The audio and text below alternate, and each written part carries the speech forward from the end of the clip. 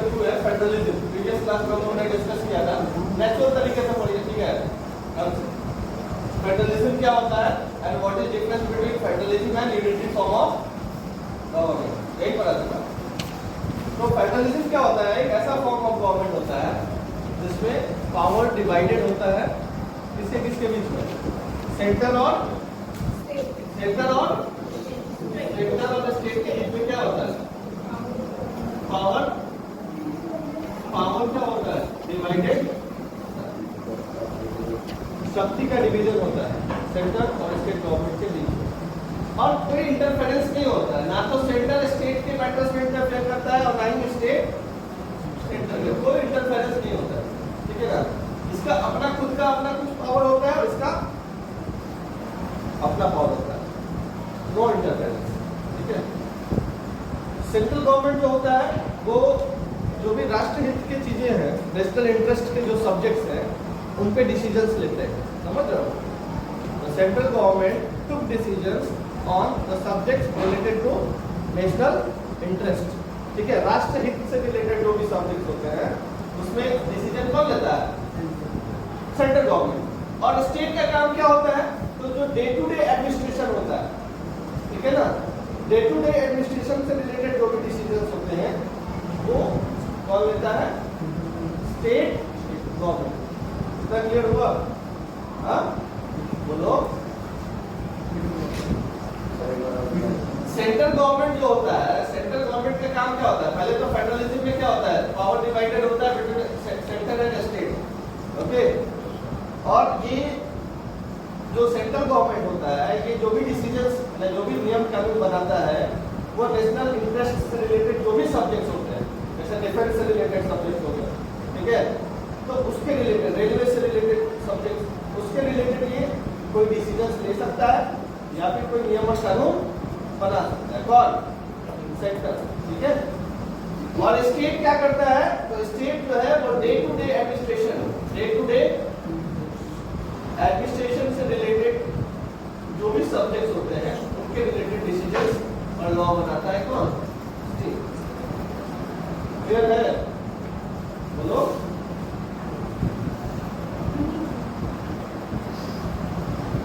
नहीं है? अरे फेडरलिज्म का मतलब क्या होता है? अभी बता रहे हैं ना, तभी भोजपुरी में बताएं। फेडरलिज्म का मतलब होता है कि ऐसा फॉर्म ऑफ गवर्नमेंट जिसमें पावर क्या हो जाए? डिवाइड हो जाए। मान लो तुम सेंटर हो, खड़ी हो जाओ, हाई स्टेट है, बात समझ रहे हो ना? तो पावर को क्या कर दिया गया दोनों में, तो उसी फॉर्म ऑफ गवर्नमेंट को क्या बोलते हैं? अब समझ आया ना? समझ आया? बोलो। अच्छा सुनो, इसमें भी क्या है कि ना तो तुम्हारे मैटर्स में वो कुछ हस्तक्षेप कर सकती है और ना तुम कुछ हस्तक्षेप कर सकती हो इसके मैटर्स में, ठीक है। Both are independent body, both are, सब कभी हिलाना जब समझ में आए, बोथ आर कैसा बॉडी? इंडिपेंडेंट बॉडी, ठीक है। अब तुम सेंटर हो, ये स्टेट है, तुम जो डिसीजन लोगी, मान लो तुम जो डिसीजन लोगी वो किससे रिलेटेड डिसीजन होगा? नेशनल इंटरेस्ट से रिलेटेड डिसीजंस लोगी, राष्ट्रहित में जो भी सब्जेक्ट्स आते हैं उससे रिलेटेड डिसीजन, ठीक है। जैसे रेलवेज आ गया, फाइनेंस आ गया, डिफेंस आ गया, ट्रांसपोर्ट आ गया, ये सारा का सारा रूल्स बना सकती हो, नियम कानून बना सकती हो या फिर डिसीजन ले सकती हो। ये जो डिसीजंस लेगी वो किसके हित में? जो डे टू डे एडमिनिस्ट्रेशन है, जैसे पुलिसिंग हो गया, तो पुलिसिंग कौन देखता है? राज्य सरकार देखती है। अब समझ आया? हाँ तुमको? अभी भी किसी को डाउट है? आगे बढ़ो। एक दूसरा फॉर्म ऑफ गवर्नमेंट होता है जिसको हम लोग बोलते हैं क्या? Unitary government. क्या बोलते हैं? ये भी कल मैंने बताया, कौन सा government? Unitary government. It is just in contrast to federal form of government. Contrast मतलब क्या होता है? कंट्रास्ट मतलब उल्टा होता है। ये जस्ट उल्टा होता है किसका? फेडरल, ठीक है। यूनिटरी में क्या होता है? एक सेंट्रल गवर्नमेंट होता है, देखो विजिबल है, एक सेंट्रल गवर्नमेंट होता है। मैं कल वाला चीज रिपीट कर रहा हूँ आज, ठीक है। एक सेंट्रल गवर्नमेंट, एक हेड रहेगा में, ठीक है। और ये भी प्रोबेबिलिटी रहेगा कि इसका एक सब ऑर्डिनेट गवर्नमेंट रहेगा, समझ लो क्या रहेगा इसका? सब ऑर्डिनेट गवर्नमेंट रहेगा। इट मे बी पॉसिबल और नॉट, जरूरी नहीं है, रह भी सकता है और नहीं रहेगा। तो सारा का सारा डिसीजन कौन लेगा? जो सेंट्रल हेड है वही सारा का सारा डिसीजन लेगा। और यदि रहता है सबऑर्डिनेट, इसके नीचे स्तर पे रहता है, तो जो ये ऑर्डर पास करेगा, that order has to be followed by which form of government? That order has to be followed, ये जो भी ऑर्डर पास करेगा, that order has to be followed by subordinate, ठीक है, क्लियर है? Now next we proceed on the key features of federalism. What are the key features of federalism? Features मतलब क्या होता है? Characteristics क्या होता है? तो फेडरल फॉर्म ऑफ गवर्नमेंट के क्या क्या कैरेक्टरिस्टिक होते हैं? एग्जाम में से क्वेश्चन पूछता है, ठीक है ना? और एक चीज और आपको ध्यान रखिएगा, सबसे इंपॉर्टेंट बात मैं बता रहा हूँ, हर चैप्टर्स में, चाहे वो हिस्ट्री हो, सिविक्स हो, इकोनॉमिक्स हो, ज्योग्राफी, कुछ क्वेश्चन होते हैं ना एकदम सेंट्रल क्वेश्चन होते हैं, तो हम सेंट्रल क्वेश्चन अपने शब्दों में कहते हैं। मतलब उस चैप्टर से उसी के इर्द गिर्द क्वेश्चंस आएगा, और उसके इर्द गिर्द क्वेश्चन आएगा तो उसका आंसर भी एक ही वैरायटी का होगा, समझ रहे हो? जैसे फेडरलिज्म से कोई भी क्वेश्चन उठाता है तो आपको यदि 5-6 फीचर्स याद रहेगा तो उसमें आप उसको पुट कर दो, समझ लो। सिंपल समझ लो कि जब कोई तुम डिश बना रहे हो, सब्जी बना रहे हो, ठीक है, हाँ, सब्जी बना रहे हो तो कोई सब्जी हो, आलू गोभी का हो, पालक का हो, पनीर का हो, ठीक है, परवल का हो, यदि तुमको पता है कि सेंट्रल इसका स्पाइसेस क्या है, मसाला क्या है, हाँ, तो तुमको बहुत सारा मसाला नहीं भी आता है, उस मसाले को डालोगे तो उसमें टेस्ट आ जाएगा कि नहीं आएगा? सब्जी का टेस्ट आ जाएगा ना। जैसे गरम मसाला होता है वो हर सब्जी में डाला जाता है जनरली, हल्दी, ठीक है, तो बस वही है, उसी चीज को पकड़ना आपको, ठीक है। मैं हर बैच में इस चीज को रिपीट करता हूँ। एसएसटी का क्वेश्चन जो है, एसएसटी का क्वेश्चन जो है, आप देखिए पिछले साल का क्वेश्चंस का पैटर्न बहुत आसान था, क्वेश्चंस का लेवल बहुत आसान था, बट क्वेश्चंस को थोड़ा सा घुमा करके क्वेश्चंस को दिया गया था, बच्चे कंफ्यूज हो गए थे, जिनकी इंग्लिश में थोड़ी पकड़ थी तो उन्होंने कर दिया, ठीक है। तो फीचर्स में देखते हैं, तो फेडरल फॉर्म ऑफ गवर्नमेंट के पहला फीचर से देखिए तो देयर आर 2 और मोर लेवल ऑफ गवर्नमेंट। इसमें क्या होता है, 2 या 2 से ज्यादा गवर्नमेंट के लेवल होते हैं। हम लोगों ने डिस्कस किया था केवल सेंट्रल और स्टेट, स्टेट के बाद भी आता है लोकल गवर्नमेंट, आता है ना, तो 2 भी हो सकता है, 2 से ज्यादा। अच्छा, गवर्नेंस का लेवल डिवाइड करने से क्या होता है, आइडियाज तो आए नहीं आएंगे, मैनेजमेंट बहुत आसान हो जाता है, देश को कंट्रोल करना बहुत आसान है, और कॉन्फ्लिक्ट्स के भी सिचुएशंस नहीं कम हो जाता है, इसीलिए पावर्स को डिवाइड किया जाता है। आप ऑर्गेनाइजेशंस में भी देखेंगे, प्राइवेट ऑर्गेनाइजेशंस हो या गवर्नमेंट ऑर्गेनाइजेशंस हो, उसमें भी क्या होता है, एक हायरार्की सिस्टम होता है ना, सबसे ऊपर टॉप मैनेजर रहेगा या एमडी रहेगा, उसके नीचे मैनेजर रहेगा, फिर उसके नीचे असिस्टेंट मैनेजर रहता है, फिर उसके नीचे रहेंगे एम्प्लॉइज। तो इससे क्या होगा कि काम जो होगा वो काफी परफेक्ट तरीके से आपका एग्जीक्यूट हो पाएगा। केवल एक ही एमडी रहे तो वो डायरेक्ट एम्प्लॉइज से कांटेक्ट उतने बेहतर तरीके से एस्टैब्लिश नहीं करता, ठीक है। तो इसीलिए पावर को डिवाइड किया। पहला फीचर्स क्या है, तो इसमें 2 या 2 से ज्यादा फॉर्म ऑफ गवर्नमेंट होता है। दूसरा, जो डिफरेंट टायर्स ऑफ गवर्नमेंट होते हैं, they govern the same citizens but each tier has its own jurisdiction. Jurisdictions का मतलब जानते हैं आप? तो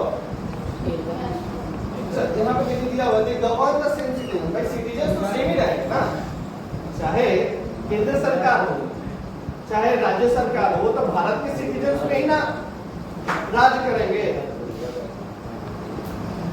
सरकार तो भारत के सिटीजन्स के ही ना रहेंगे, दूसरे देश के तो सिटीजन्स के रहेंगे नहीं। But they govern the same citizens, but each tribe has its own jurisdiction in the specific matter of legislature, taxation and administration.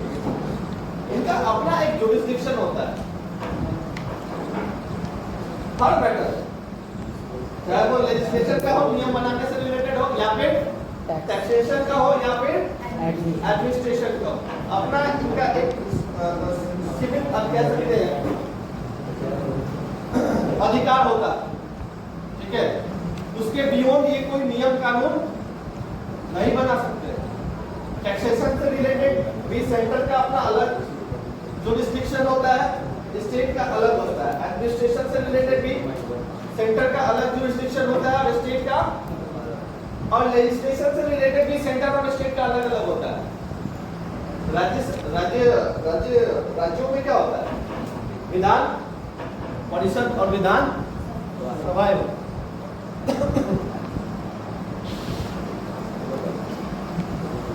तो वहां पे भी तो डिबेट्स होते हैं, डिबेट्स होते हैं।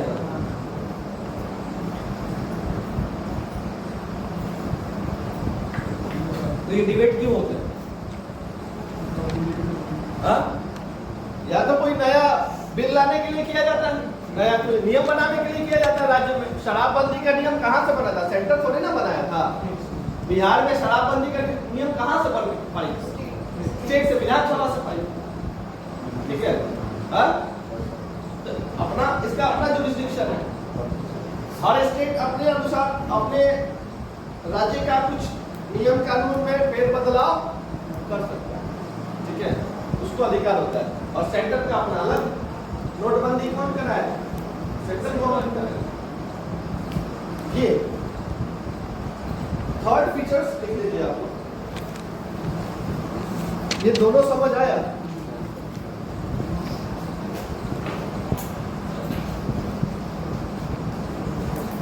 The fundamental provision of the Constitution. The fundamental provision of the Constitution.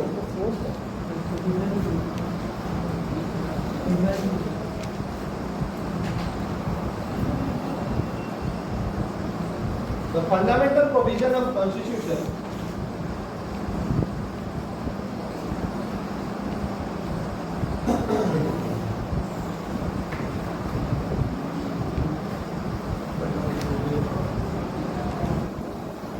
क्या लिखे? The fundamental provision of Constitution, ये थर्ड आपका, ठीक है। Fundamental provision of what? Constitution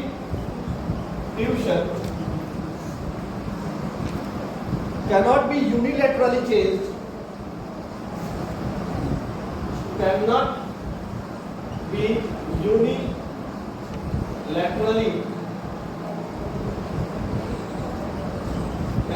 unilaterally changed by one level of government,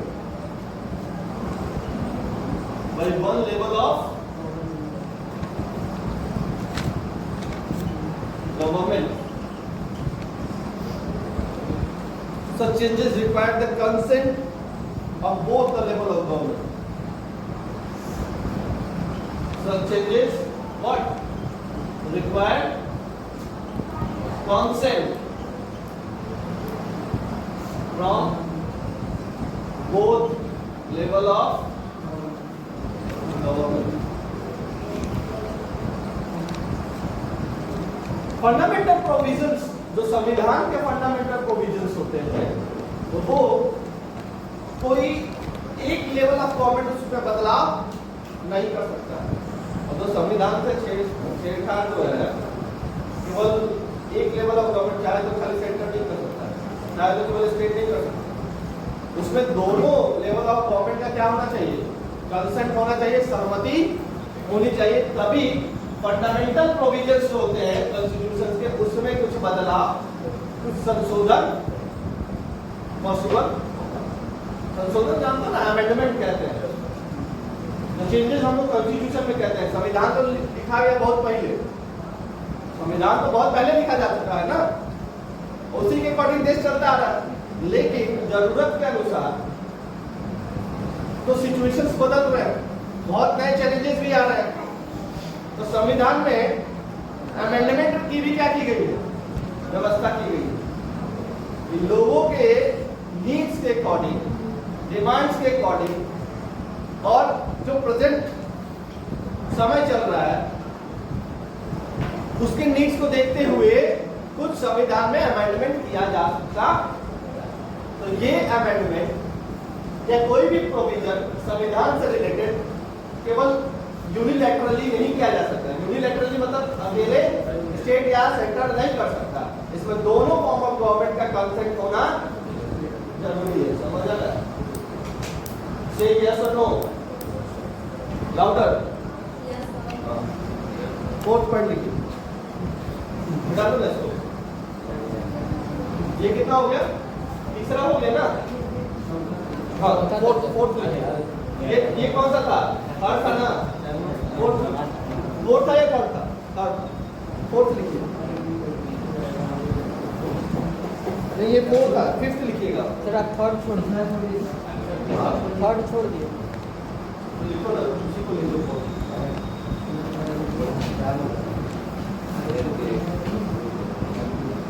देखिएगा, the jurisdictions of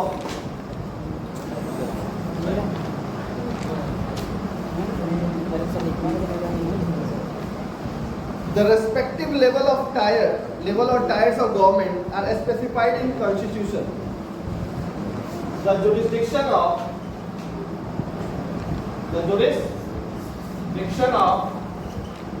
specific level या tier कह सकते हैं, tier of government are specified in constitution, are specified in what, in constitution.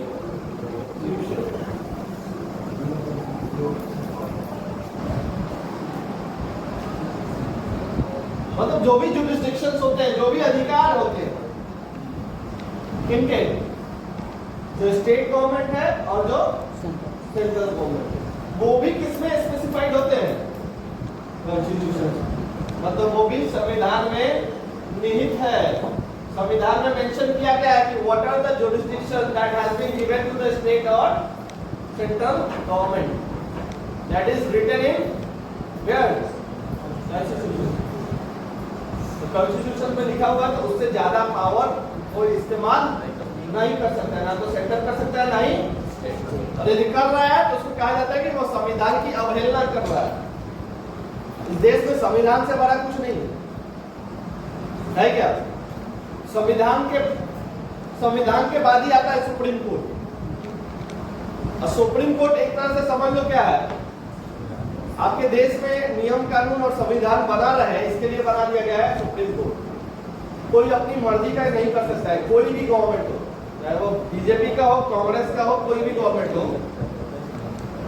आपको ये नहीं समझ सकते कि हम ही मालिक है, हम ही सरकार, हम ही इस देश के सब हैं। आप कभी भी ऐसा नहीं समझ सकते, और समझ सकते भी हैं तो उसका प्रभाव जनता के ऊपर नहीं आना चाहिए। जनता को ऐसा नहीं लगना चाहिए कि आप तानाशाह बन गए हैं, जो मर्जी आ रहा है आप कर रहे हैं। एक PIL दाखिल कर देगा सुप्रीम कोर्ट में, तो Supreme Court is bound to take decision against the government. यदि कोई सिटीजन सही में जेन्युइन रीजन से PIL दाखिल किया है सरकार के खिलाफ, जेल होता है कि नहीं मंत्री लोग को? मंत्री लोग को जेल होता है कि नहीं? राष्ट्रपतियों को जेल हो जाता है, हुआ था ना पुतिन को, व्लादिमीर पुतिन, प्रधानमंत्री को जेल होता है। तो संविधान और जो जुडिशियरी है, जो आपके देश का जुडिशियरी है, उसके आगे हर एक नागरिक एक समान है, चाहे वो कितने भी बड़े पोस्ट पे हो। गया, ये हो गया। जुरिडिक्शन में क्या है, हर का जुरिडिक्शन, हर का अधिकार जो है, हर का पावर जो है वो स्पेसिफाइड किया गया है संविधान में। 5th पॉइंट लिखिए क्या हुआ, बहुत हंसी आ रही है। Right now, the court have the power to interpret the constitution and the power of different level of government. Courts have the power. Courts have the power to interpret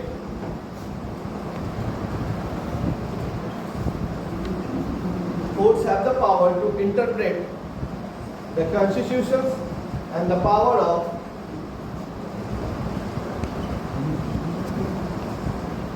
constitutions and the power of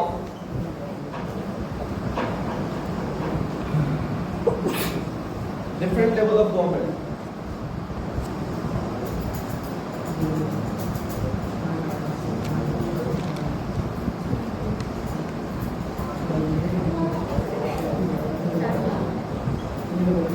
हो गया done.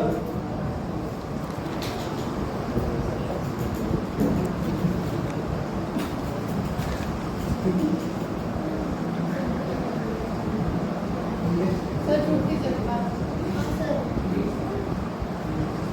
Last point है, courts के पास ये अधिकार होता है। Court मतलब क्या होता है? हाँ? न्यायालय। हाँ, तो न्यायालय के पास ये अधिकार होता है कि the court have the power to interpret the constitutions and the power of different level of government. अलग अलग जो लेवल ऑफ गवर्नमेंट है, स्टेट है, सेंट्रल है, उसके बीच में तो यदि डिस्प्यूट हो जाता है, डिस्प्यूट पॉसिबल है या नहीं है? हाँ, तो कोर्ट उसमें क्या करता है? उसमें दखल अंदाजी करता है। ठीक है, कोई भी मैटर पे डिस्प्यूट होता है, राज्य सरकार कोई नियम बनाता है, केंद्र सरकार को उस पर ऑब्जेक्शन होता है। सुन लो मेरी बात, तो दोनों अपने अपने एडवोकेट्स को, वैसा नहीं है कि सीएम जाएंगे और मोदी जी को आना पड़ेगा। बिहार में और सेंट्रल गवर्नमेंट में कुछ अधिक हो गया आज तो, अभी तो पता नहीं क्या होगा। लेकिन अभी फिलहाल वर्किंग प्राइम मिनिस्टर कौन है? मोदी जी। अभी उन्होंने इस्तीफा दिया है ना, कल इस्तीफा दिया था राष्ट्रपति को। तो इस्तीफा देने के बाद ऐसा नहीं है कि प्रधानमंत्री खत्म, अभी कोई नहीं है देश का प्रधानमंत्री, नहीं, अभी भी acting prime minister, working prime minister हैं। हाँ, ये एक्चुअली नियम होता है कि आप सुनो, होता क्या है, लोकसभा भंग हो जाता है जब इलेक्शन होता है ना, 5 साल के बाद, 5 साल के बाद, तो लोकसभा भंग हो जाता है। और लोकसभा भंग हो जाता है तो कैबिनेट भी भंग हो जाता है।